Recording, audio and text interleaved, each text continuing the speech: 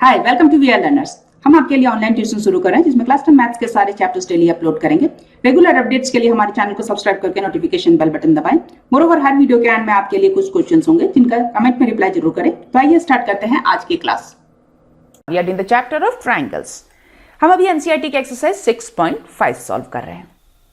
Now let's see question number 10.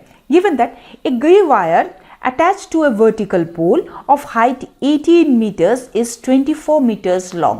हमारे पास एक vertical पोल है। देखिए, जब भी हमें कोई इस तरीके की चीज दी जाए कि vertical pole, vertical pillar, vertical wall, इस तरीके की जब भी चीज दी जाती है तो एक चीज तो क्लियर है, वर्टिकल का मतलब क्या हो जाता है, ग्राउंड के ऊपर परपेंडिकुलर। सो हमें ये तो क्लियर हो गया कि ये जो लेंथ है ये परपेंडिकुलर है। दैट इज जो यहाँ वर्टिकल पोल की लेंथ दी गई है ना 18 मीटर्स, ये यहाँ परपेंडिकुलर है। इतना तो हमें क्लियर है।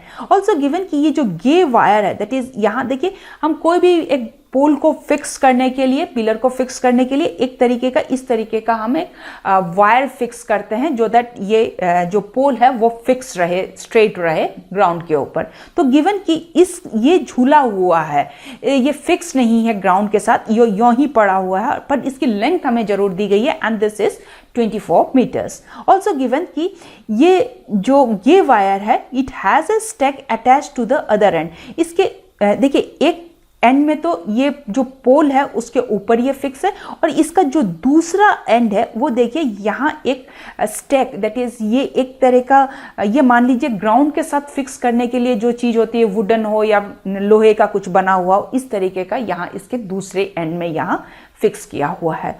अब now here, how far from the base of the pole should the stake be driven so that the wire will be taut? इसका मतलब हो गया कि ये जो लकड़ी का बना हुआ या लोहे का बना हुआ है उसको, ये जो अपना पिलर है उससे कितने दूर हमें फिक्स करना पड़ेगा सो दैट जो हमारे पास वायर है वो कस के हम बांध सकें। देखिए, ए बी तो वर्टिकल पोल हो गया जिसकी लेंथ है 18 मीटर्स, और वायर की हमारे पास लेंथ गिवन है, हम इसको कंसीडर कर लेते हैं as AC। So this is 24 metres.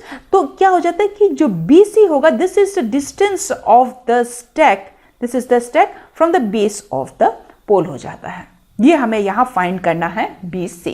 सो हम देख सकते हैं यहाँ एंगल B जो है ये 90 डिग्रीज का है। सो ऑब्वियसली हमारे पास ट्रायंगल ABC ये एक राइट एंगल ट्रायंगल है। सो हम यहाँ यूज कर सकते हैं Pythagoras theorem in triangle ABC। सो मैं इसको इस तरीके से लिख सकती हूँ। हियर हमारे पास जो हाइपोटेन्यूज है ये है AC। So I can write this as AC squared is equals to, here perpendicular is AB, so this is AB squared plus base squared. So here base is BC, so मैं इसको लिख सकती हूँ BC squared. Now here मैं इनके values put कर देती हूँ। Given AC, this is 24, so I can write this as 24 squared is equals to AB is 18, so this is 18 squared plus BC squared, मैं इसको as it is लिख देती हूँ।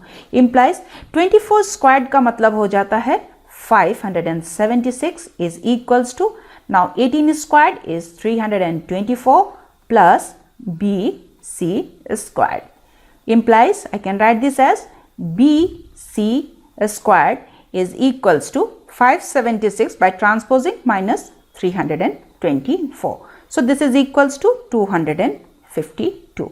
Now यदि मैं both sides square root ले लेती हूँ इस तरीके से, then I can write this as, therefore this is BC is equals to, now this is 252. So इसको हम यदि कैलकुलेट करते हैं then this comes as, देखिए 252 को यदि मैं फैक्टराइज करती हूँ then I can write this as, now this is 2 squared into 3 squared into 7. 2 square है और ऊपर स्क्वायर रूट है, सो इसको मैं डायरेक्टली 2 लिख सकती हूँ, इंटू इवन 3 के साथ भी यही कर सकती हूँ, 3 भी मैं लिख सकती हूँ, और this is under root 7. So I can write this as 6 root under 7. और सिंस हमारा यहाँ जो यूनिट्स हैं मीटर्स में है, सो ये दिस विल बी मीटर्स। तो हमने फाइंड कर लिया यहाँ। Hence the distance of the stack from the base of the pole is 6 root under 7 meters. Answer. आइए अब देखते हैं आज के सवाल। आप जल्दी से कमेंट में इनके रिप्लाई करें। मोरओवर हमारे चैनल को सब्सक्राइब करके नोटिफिकेशन बेल बटन दबाएं सो दैट आपको हमारे वीडियोस के अपडेट्स मिलते रहें। सो आज के लिए यहीं तक, see you in the next class. Thank you.